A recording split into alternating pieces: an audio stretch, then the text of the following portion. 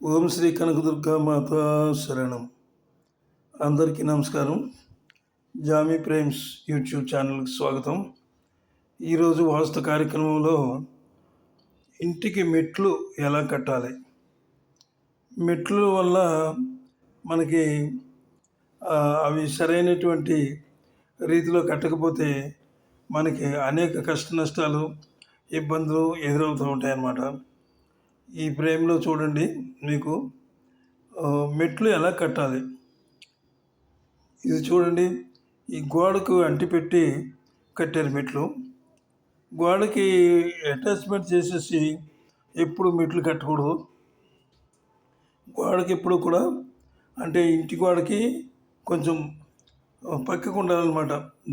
దాదాపు 4 అంగుళాలు 5 అంగుళాలు ఖాళీ ఉంచి ఆ పైనుంచి కట్టాలి. కానీ ఇంటినే చేర్చేసి మెట్లు కట్టేయకూడదు. ఆ విధంగా చాలామంది కడుతున్నారు, కట్టి చాలా చిక్కుల్లో పడుతున్నారు.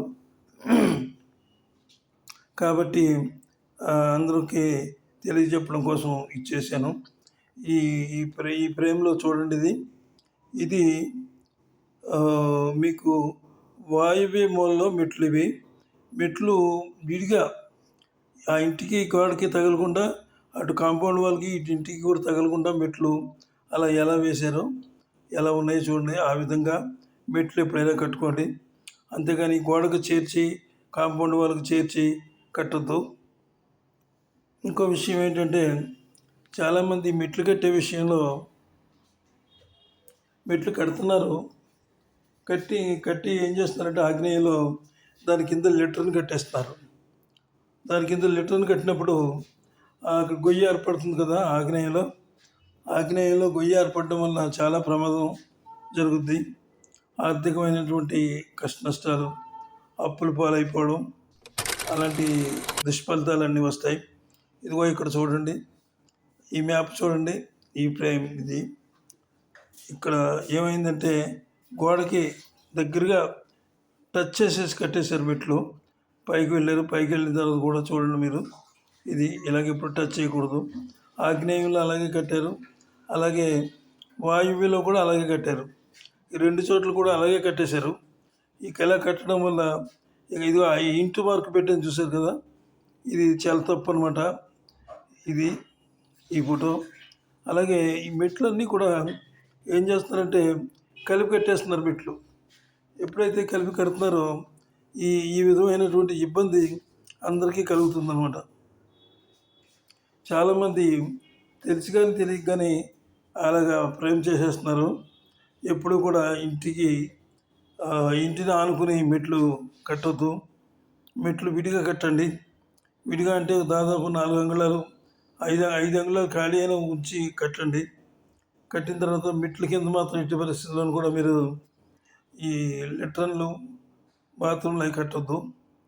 ఇది కూడా చూశారు కదా మీరు, ఇదిగో చూడండి, ఈ మెట్లు ఆగ్నేయంలో మెట్లు ఇంటికి చేర్చి కట్టేశారు. అలాగే ఇక్కడ వాయువ్యం దిశలో కూడా చేర్చే కట్టేశారు. అంచేతే ఇది ఇంటి మార్కు వేయడం జరిగింది. అంటే ఇది వాస్తురీత్యా చాలా తప్పు అన్నమాట. ఇది మీరు నా వీడియోలు చూస్తూ ఉండండి. అన్ని రకాలుగా కూడా ఈ వాస్తులో ఉన్నటువంటి అనేక విధమైనటువంటి కష్ట నష్టాలు కానీ, ఈ వాస్తులో ఉండే మెలకువలు కానీ, ఇందులో ఉండేటటువంటి దుష్ఫలితాలు కానీ అన్నీ నేను క్లియర్గా చెప్తాను. మీకు ఎక్కడైనా డౌట్ ఉంటే నాకు కామెంట్ చేయండి. కామెంట్ చేస్తే మాత్రం నేను తప్పనిసరిగా మీకు రిప్లై ఇస్తాను. అలాగే కామెంట్ చేసేటప్పుడు క్లియర్గా ఇవ్వండి. క్లియర్గా ఇవ్వకపోతే నాకు కుదరదు. ఇక్కడ చూడండి, ఈ ఫ్రేమ్ చూడండి, ఇది కొంచెం ఖాళీగా ఉన్న తర్వాత ఆగ్నేయంలో కూడా ఈ గోడకు అంటుకోలేదు, అంటే ఇంటి గోడకు అంటుకోలేదు. అలాగే నైరుతిలో కూడా ఇంటి గోడకు అంటుకోకుండా పక్క నుంచి మెట్లు వచ్చినాయి. అంటే ఇది కరెక్ట్ అనమాట. ఇది చాలా కరెక్ట్. ఇది అందుకని దీనికి టిక్ మార్క్ కొట్టడం జరిగింది. ఈ రకంగా కట్టుకుంటే ఇది మళ్ళీ చూడండి, ఇది టచ్ చేసేసారు, గోడకి టచ్ చేసి కట్టేశారు. ఇక్కడ కూడా గోడకి టచ్ చేసి కట్టేశారు. ఎప్పుడు కూడా ఇంటి గోడకి ఎప్పుడైతే టచ్ చేసి కట్టారో అక్కడ చాలా వాస్తు దోషం ఏర్పడుతుంది అనమాట. అలాంటి వాస్తు దోషాలు ఎప్పుడైనా మీకు తెలియకపోతే ఎవరినైనా అడగండి, తీసుకొచ్చి చూపించుకోండి. చూపించుకుని సంతోషంగా ఉండవలసిందిగా నేను కోరుతున్నాను. అందుకే ఈ వీడియో చేశాను. మెట్ల విషయంలో చాలా ముఖ్యమైన శ్రద్ధ వహించాలి. లేకపోతే సంసారమే తలకిందులైపోద్ది. అంచేత ఈరోజు కేవలం మెట్ల కోసమే నేను ఈ వీడియో చేశాను. ఈ వీడియో పూర్తిగా చూసినందుకు సంతోషం. ఈ వీడియో మీకు నచ్చినట్లయితే ఒక లైక్ ఇచ్చి సబ్స్క్రైబ్ చేసి మాకు సపోర్ట్ ఇవ్వండి. సెలవు మరి. నమస్కారం.